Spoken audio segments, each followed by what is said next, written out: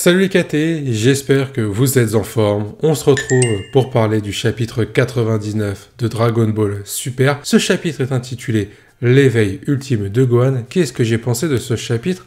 Un chapitre plutôt bien, mais il aurait pu être encore meilleur. Ce chapitre présente plusieurs points positifs, même s'il y a quelques points encore une fois négatifs. Mais il est plutôt sympa dans l'ensemble. Il y a vraiment deux phases dans ce chapitre.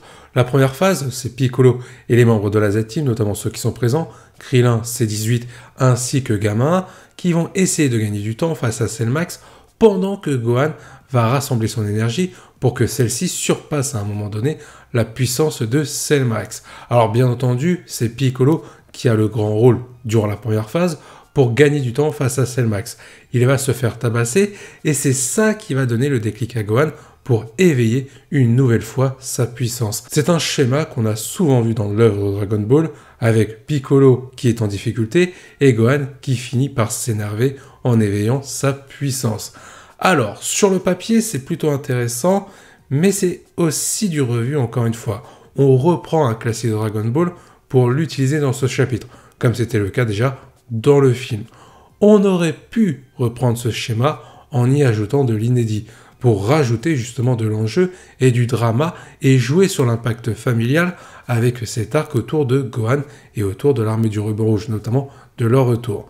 Par exemple, Piccolo aurait pu très bien affronter Cell Max, être en difficulté, mais le déclic de Gohan n'aurait pas suffi à ce moment-là. Gohan aurait pu être énervé d'être inutile face au fait que Cell Max est en train de tabasser Piccolo et qu'il ne peut pas intervenir pour le sauver.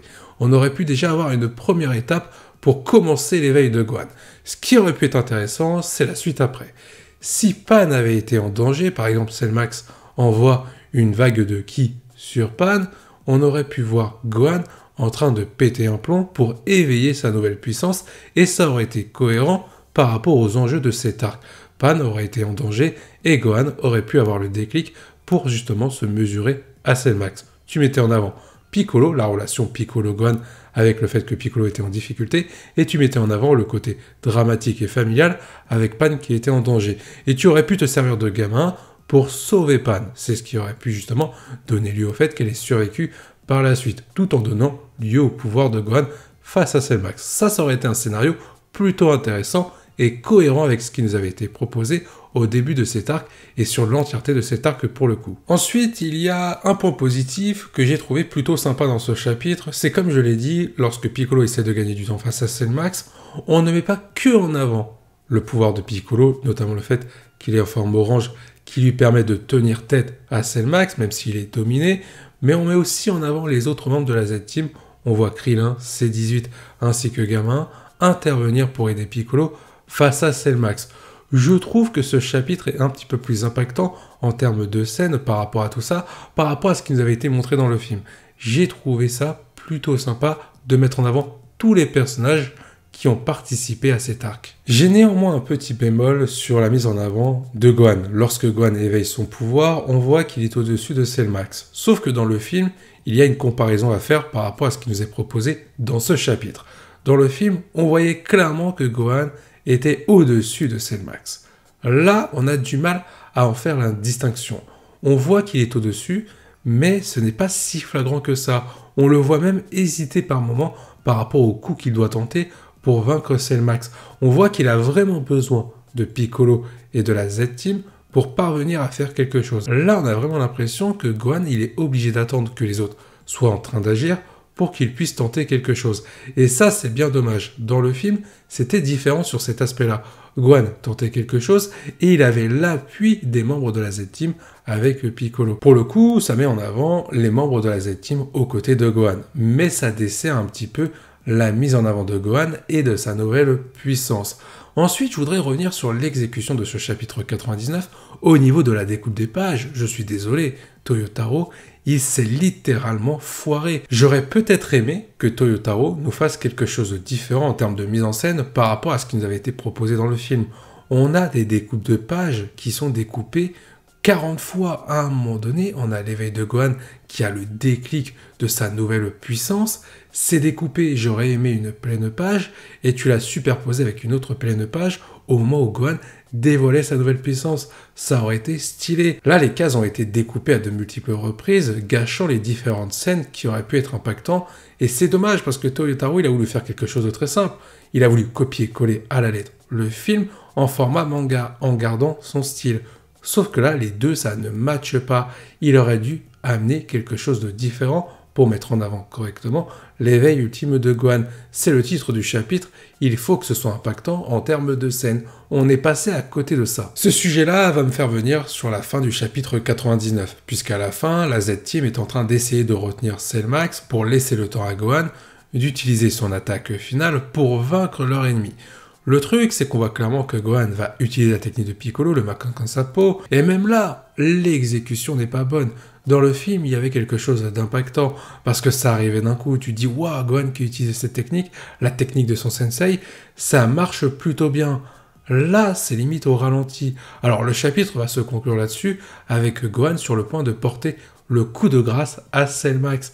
Mais c'est dommage, parce que c'est censé être une belle référence. Gohan a eu le déclic de son pouvoir grâce à ce qui s'est passé par rapport à Piccolo, le fait qu'il se soit fait tabasser par Cell Max. Là, tu vois Gohan utiliser les techniques de son sensei, utiliser la technique fétiche de son sensei, mais au final, c'est très mal exécuté.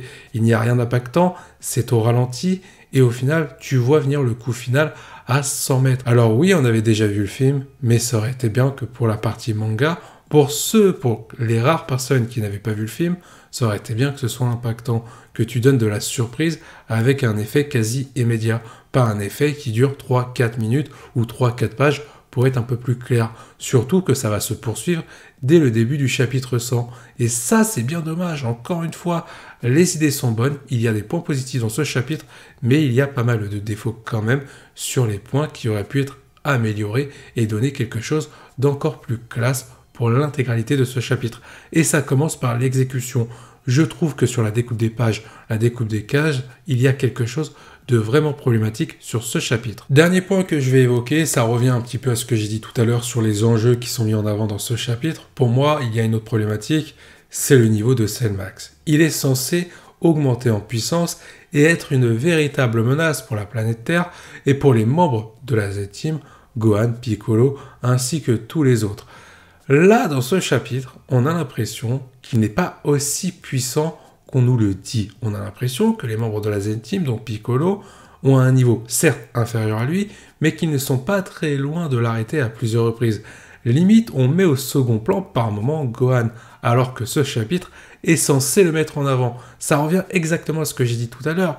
Le problème, c'est que Cell Max, les enjeux, tout ça, ne sont pas très bien mis en avant. On ne ressent pas la véritable menace que représente cet adversaire. Donc forcément, quand Gohan obtient ce nouveau power-up, il ne peut pas être mis en avant comme ça avait été montré dans le film. Pour la simple et unique raison, c'est que c'est les membres de la Z-Team, limite, qui font quasiment tout le boulot pour tenir tête à Cell Max. Gohan a besoin des autres. Et donc, au final, tu ne mets pas en avant les enjeux et tu ne mets pas en avant Gohan. Et ça aussi, c'est un véritable point noir pour ce chapitre. Je trouve que dans ce chapitre, et dans l'intégralité de cet arc, c'est Piccolo qui a été le personnage vedette de l'intégralité de cette histoire qui nous a été racontée. Sauf que l'objectif de base, quand on regarde un petit peu ce qui était prévu au scénario, c'était que Piccolo soit le personnage qui amène la mise en avant de Gohan.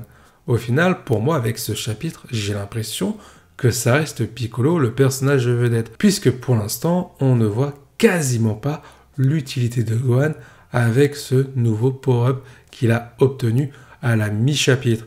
Donc, à voir ce que ça va donner dans le chapitre 100, mais on sent clairement que le chapitre 100, il va y avoir deux parties. Première partie, on va conclure l'arc du film Dragon Ball Super Héros pour la partie manga, et ensuite on va certainement enchaîner avec un nouvel arc en fin de l'inédit, en espérant que ce soit bien. Mais pour revenir sur mon propos concernant Gohan et Piccolo, ça ne me dérange pas que Piccolo soit le personnage vedette de cet arc. Sauf comme je l'ai cité, l'objectif c'était aussi de mettre en avant Gohan, que la mise en avant de Piccolo serve la mise en avant de Gohan. À la fin de cet arc, on aurait dû avoir deux personnages vedettes, Piccolo et Gohan. Là, au vu de la construction scénaristique de ce que nous a proposé le manga, à la différence du film, ça ne va rester que Piccolo. Alors oui, c'est Gohan qui va achever Cell Max, mais en soi, c'est Piccolo qui a fait tout le boulot. Dans le film, on avait eu le droit quand même à une petite part de Gohan sur sa mise en avant pour avoir une petite place par rapport à un rôle vedette concernant la globalité de cet arc.